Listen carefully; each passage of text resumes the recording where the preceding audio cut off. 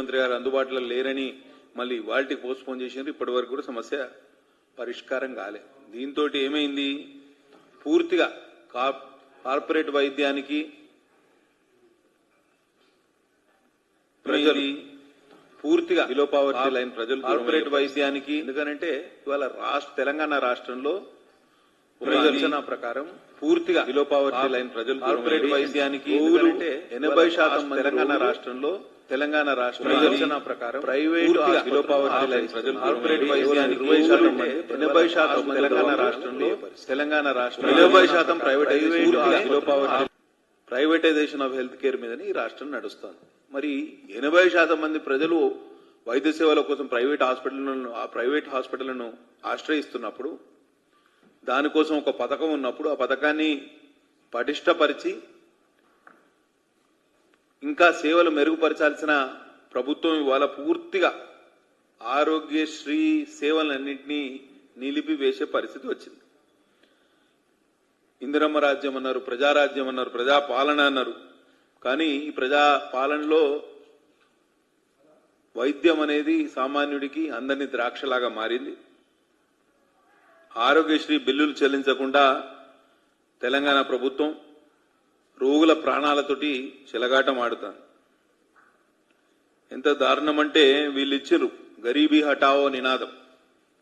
ఇవాళ ఏమైంది, గరీబోంకో హటావో టైప్లా ఒక కొత్త నినాదం తెలంగాణ రాష్ట్రంలో మొదలైందా అనే డౌట్ మాకు. ఎందుకంటే పేద ప్రజలు వాళ్ళ ఆరోగ్యశ్రీ మీద ఆధారపడి కార్పొరేట్ వైద్యానికి వైద్యం చేయించుకోవడానికి పోతే ఎక్కడ వాళ్ళని చేర్చుకునే పరిస్థితి కూడా లేదు. ఢిల్లీకి వెళ్ళడానికి ముఖ్యమంత్రి గారి ప్రత్యేక విమానం సదుపాయం ఉంది, కానీ అదే ఆరోగ్యశ్రీ బకాయిలు చెల్లించడానికి రాష్ట్ర ప్రభుత్వం దగ్గర నిధులు లేవు. ఎంతసేపు ఏం చెప్తారు ముఖ్యమంత్రి గారు, 1 trillion economy for Telangana state అని చెప్తారు. 1 ట్రిలియన్ ఎకానమీ దిశగా పోతున్నామని అంటారు. మరి ఆరోగ్య తెలంగాణ అందులో భాగమా కాదా అని నేను ప్రశ్నించదలుచుకున్నాను. ఒకవేళ ఆరోగ్యమే మహాభాగ్యం అన్నారు కదా, మరి ఈ ఆరోగ్యం మీద పెట్టుబడి పెట్టని ఈ 1 ట్రిలియన్ ఎకానమీ సాధ్యమా కాదా అనేది ముఖ్యమంత్రి గారు చెప్పాల్సిన అవసరం ఉన్నది.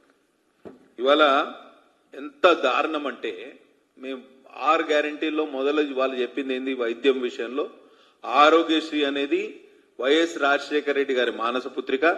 5 లక్షలు ఉన్న లిమిట్ ని, ఆరోగ్యశ్రీ లిమిట్ ని 10 లక్షలకు పెంచుతున్నామని చెప్పారు. అది కేవలం కాగితాలకే పరిమితమైంది. మేము లెక్కలు తీయిస్తే అసలు 10 లక్షలు అవైల్ చేసుకున్న రోగులు ఎవ్వరు కూడా తెలంగాణ రాష్ట్రంలో లేనిలేరు.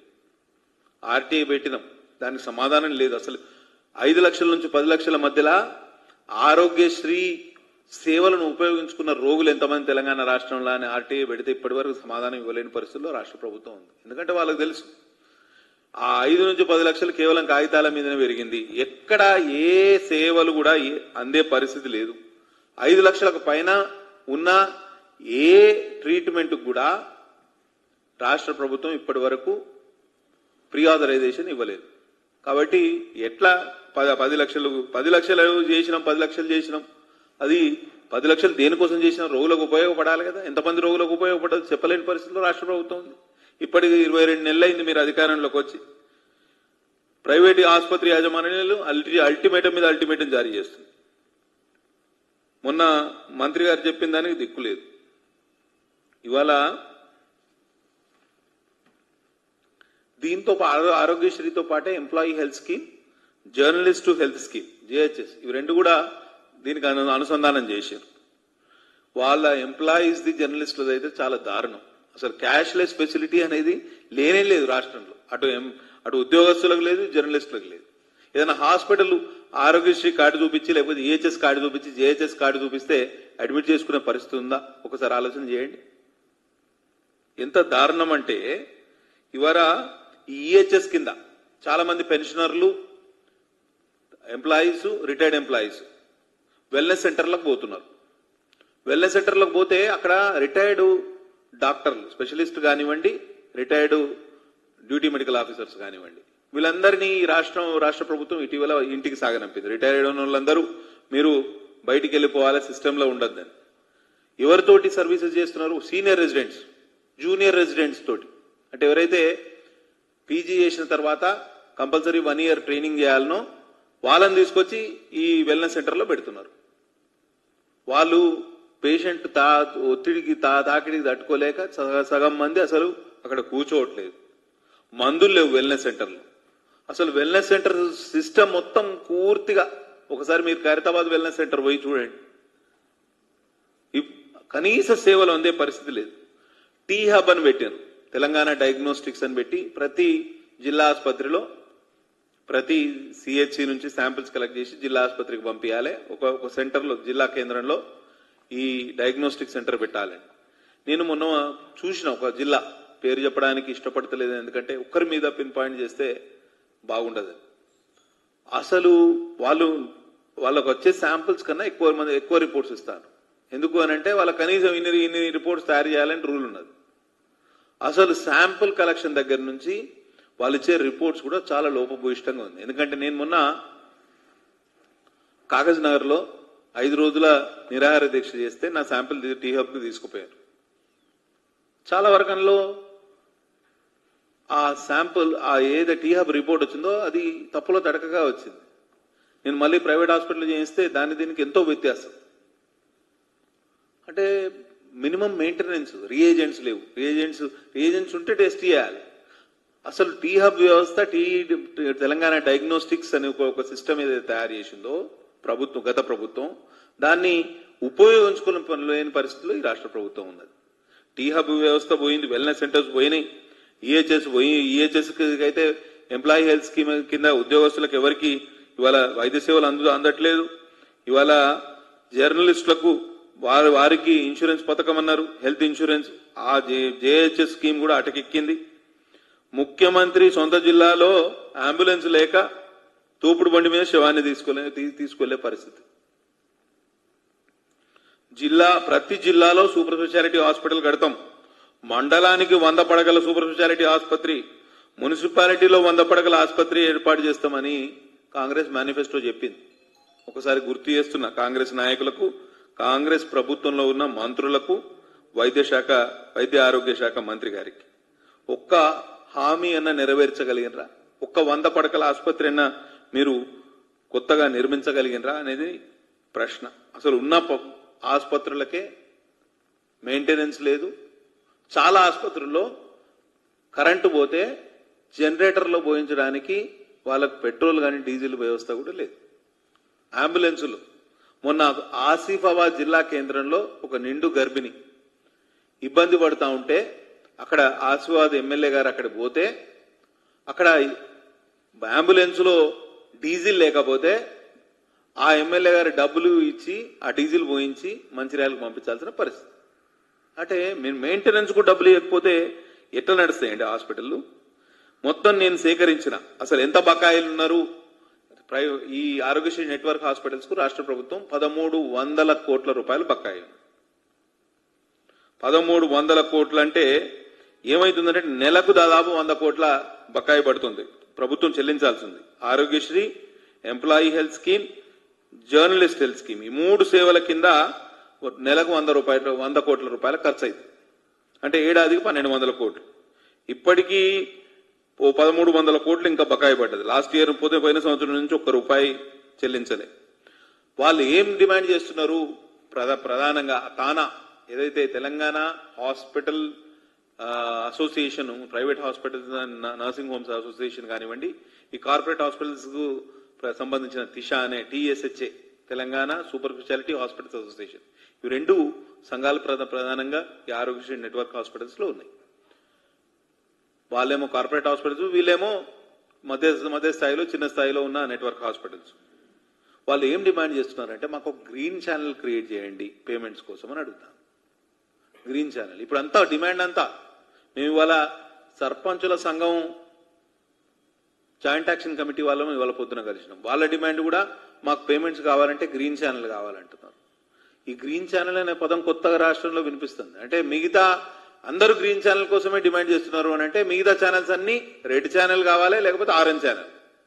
రెడ్ ఛానల్ అంటేనేమో మొత్తానికి 0 పేమెంట్, ఆరెంజ్ ఛానల్ అంటేనేమో పైరవీ చేసుకుంటే పేమెంట్ అవుతుంది. ఇవి 2 రెడ్ ఛానల్ వద్దు, మాకు ఆరెంజ్ ఛానల్ కాదు వద్దు, మాకు గ్రీన్ ఛానల్ కావాలని అందరూ మొత్తుకునే పరిస్థితి. ఈ కొత్త సిస్టమ్ తయారు చేసింది రాష్ట్ర ప్రభుత్వం. ఈ కాంగ్రెస్ ప్రభుత్వానికి ఇక రాబోయే రోజుల్లో అందరూ అడిగేది ఏంటంటే మాకు గ్రీన్ ఛానల్ కావాలి, మాకు గ్రీన్ ఛానల్ కావాలి, మాకు గ్రీన్ ఛానల్. ఈ పరిస్థితి తీసుకొచ్చారు. గ్రీన్ ఛానల్ అంటే మాకు ప్రయారిటీ బేసిస్లో మాకు పేమెంట్ చేయండి అని. రేపటి నుంచి అన్ని సర్వీసెస్లో ఇదే గ్రీన్ ఛానల్ డిమాండే ఉంటుంది. ముఖ్యమంత్రి గారు సొంత జిల్లాకి ఏదైనా పని తీసుకపోతే దానికి గ్రీన్ ఛానల్ అంటారు. ఆయన జిల్లాలో ఇరిగేషన్ ప్రాజెక్టులకు గ్రీన్ ఛానల్ అంటే మిగతా జిల్లాలో అన్ని ఇరిగేషన్ ప్రాజెక్టులకు రెడ్ ఛానల్ చేసిండు అన్నట్టు. అక్కడ నో పేమెంట్ అన్నట్టు. ఈ green channel system, red channel system, orange channel system ధ్వంసం అయ్యే వరకు ఈ ప్రభుత్వం బాగుపడదు, ప్రజలు బాగుపడరు. ఇవాళ వేల కోట్ల రూపాయల ఆరోగ్యశ్రీ బకాయిలు ప్రభుత్వ నిర్లక్ష్యం వలన ప్రైవేట్ హాస్పిటళ్లు ఇవాళ ఆరోగ్యశ్రీ నెట్వర్క్ హాస్పిటల్స్ పేషెంట్లు చేర్చుకోవట్లేదు. ఫలితంగా పేద మధ్యతరగతి రోగులు చాలా ఇబ్బంది పడుతున్నారు. అసలు ఆయుష్మాన్ భారత్ పథకం కింద కేంద్రం అమలు చేస్తుంది ఉచిత వైద్యం. దాన్ని దీంతో అనుసంధానం చేసినామని చెప్తాను. నేను ఇప్పుడే మన వెబ్సైట్ చూసిన వాళ్ళ వెబ్సైట్లో ఏముందంటే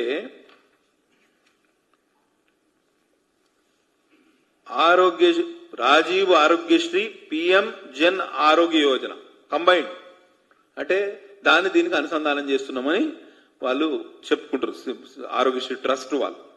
సరే, నేను అడిగేది ఒక్కటే, అసలు పిఎం జన్ ఆరోగ్య యోజన కింద ఈ రాష్ట్ర ప్రభుత్వానికి గత 22 నెలల్లో ఎన్ని డబ్బులు వచ్చినాయి, ఎక్కడ పంపించారు? ఒక శ్వేతపత్రం విడుదల చేయాలి.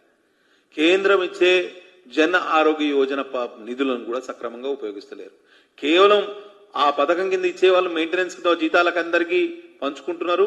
కిందకు వచ్చే వరకు మిస్యూజ్ చేస్తున్నారు ఫండ్స్. అవి యాక్చువల్ గా పేషెంట్ సర్వీసెస్ కోసం ఇవ్వాల్సిన డబ్బుల్ని వాళ్ళ జీతాల కోసం, వాళ్ళ వ్యవస్థ కోసం, వాళ్ళ ఆపరేషన్ అండ్ మెయింటెనెన్స్ కోసం వాడుకుంటున్నారు అనేది ప్రధాన ఆరోపణ.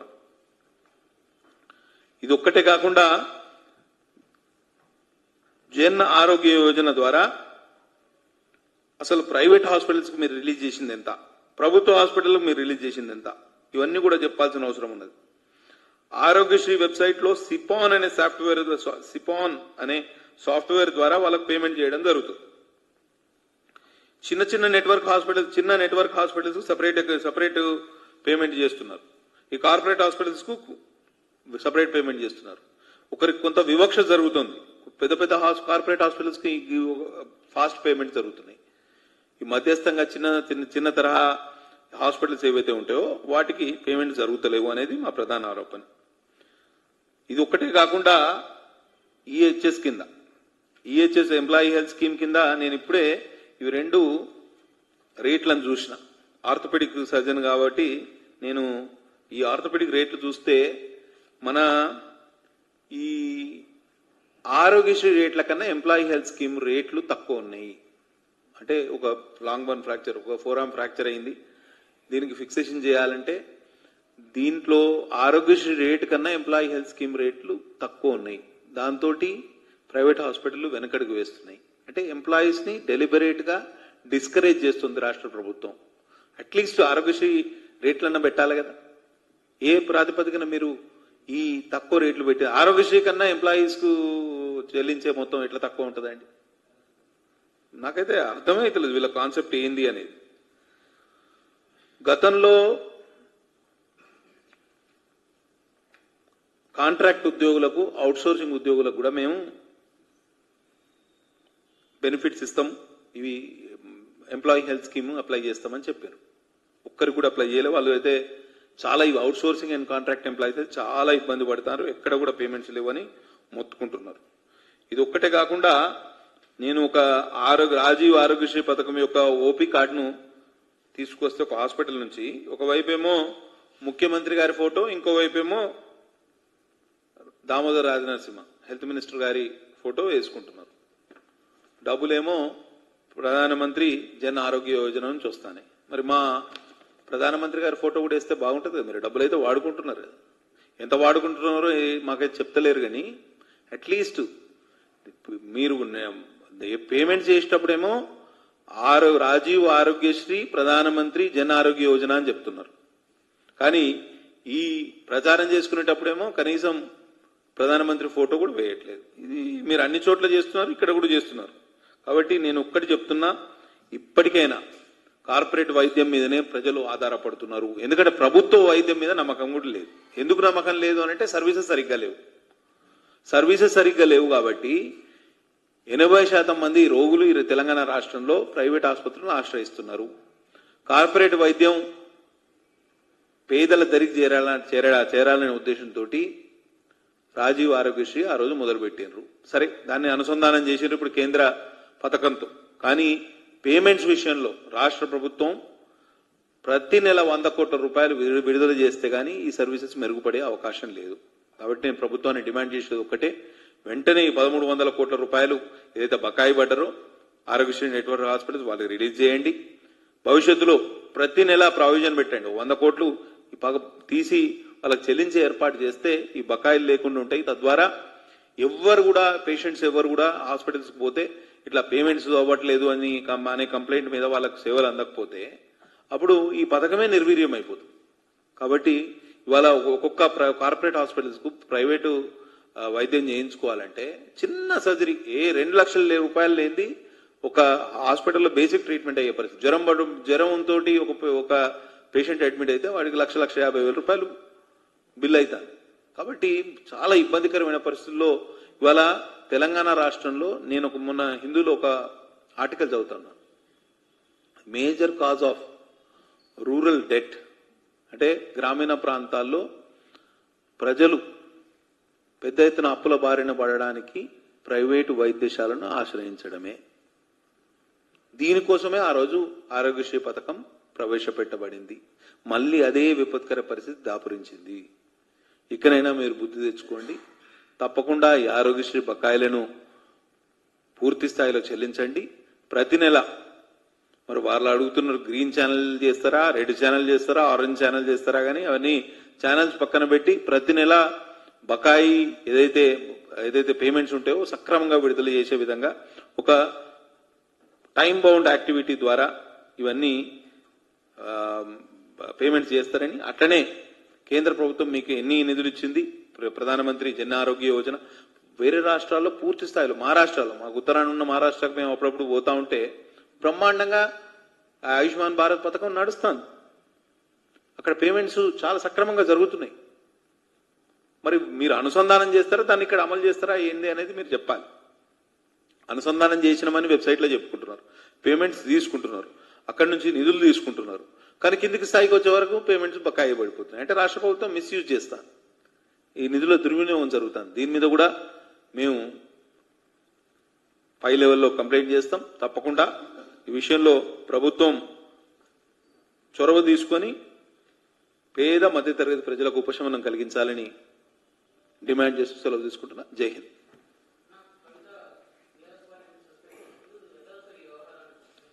అది కుటుంబ వ్యవహారం అనుకోవాలన్నా లేకపోతే వాళ్ళ పార్టీ పరంగా వాళ్ళ వ్యవహారం అనుకుంది. దాంట్లో తలదూర్చే టైము మాకు లేదు, ఆసక్తి కూడా లేదు మాకు.